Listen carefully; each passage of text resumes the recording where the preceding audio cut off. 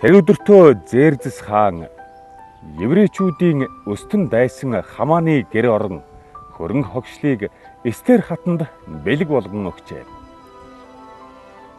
Эстер Мордехайтай ямар хамаатай болохоо хаанд тайлбарлаж өгсөн учраас хаан түүнийг өргөөндөөн өргөлөө. Урд нь Хамаанд өгснөө буцааж явсан тамхтай бөгжөө хаан тайлан авч Мордехайд өглөө. Эстер Мордехайг Хаманы гэрийн даамлаар томилов.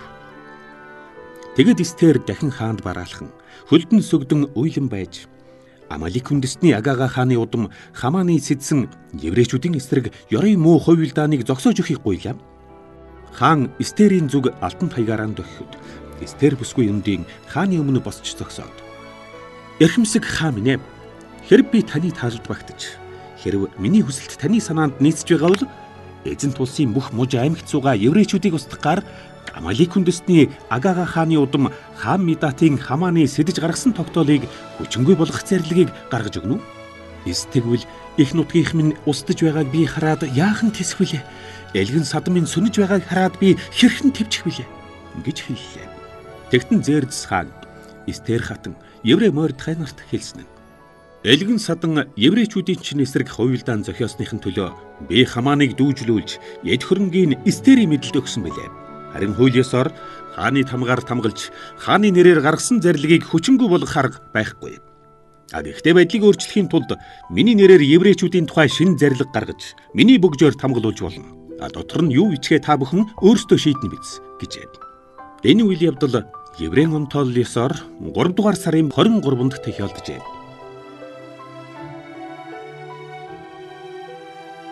Хааны түшмэд бичээч нарaan дуудаж Перс Маадайн эзэнт улсын Эндхгээс Африкийн Судан улс хүртэл оршдог 127 муж аймагт суугаа бүх еврей, улсын бүх эрх баригч, муж аймгийн захирагч, ноёд түшинтэд зориулсан тогтоолыг Мордехайн хэлсэн үгийн дагуу бичүүллээ.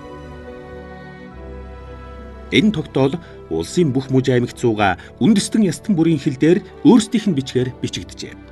Үүнээс гадна тогтоолыг еврей хэлээр еврей бичгээр үйлдэв.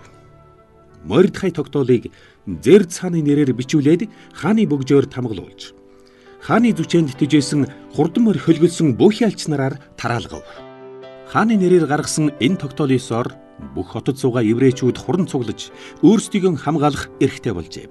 Үүнд хэрв ямар нэгэн аймгийнхан еврейчүүд рүү халдан дайрч, эмэгтэйчүүд хүүхдүүдийн эсрэг довтолж, эсвэл эд хөрөнгийг нь олзлохыг оролдвол еврейчүүд бас тэднийг дайрч, бүх хүнийг нь алж устгаад эд хөрөнгийг нь олзлох эрхтэй боллоо.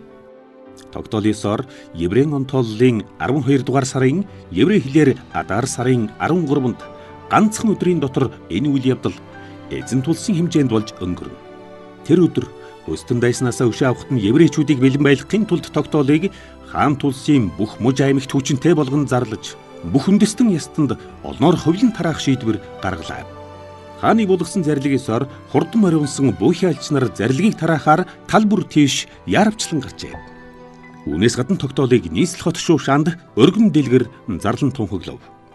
Үүний дараа хааны ордноос хөх цагаан өнгө хосолсон хааны тансаг сайхан өмсгөл өмсөж, сүрлэг алтан титэм тавиад нэлөнгийн мянцсан нөмөрг нөмөрсөн Мордехай гарч ирэхэд нийслэл хотынхан баяр хөөр болон хашгиралдан угтлаа.